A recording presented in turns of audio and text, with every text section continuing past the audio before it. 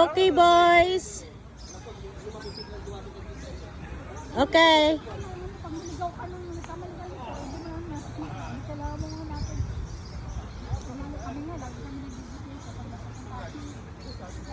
Ang galing ng dalawang magkapatid, oh. Oh. Ako ang tinamaan sa ulo. Oh, tinawahanan ako. Oo. Pero ba ako nakaupo ako doon, akong tinamaan nila. Salbahe. Hindi kaya mabuti. Ha? Tama, sabi mo kaya. Kami sa nahihirapan ako sa trabaho din. Dahil layo kasi yung trabaho. Gane. Nahihirapan naman sa trabaho kami sa papadala sa umaga. Tapos pag niyak sa gabi, hindi mo na ako sa gabi.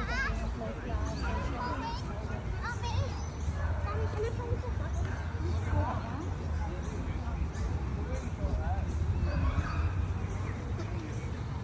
Come on, you can do it.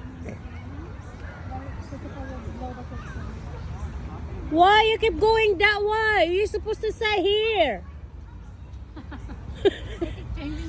Oh. Sige, mabawasan kayong tag 1 kilo dyan. What they doing? They look like they don't know.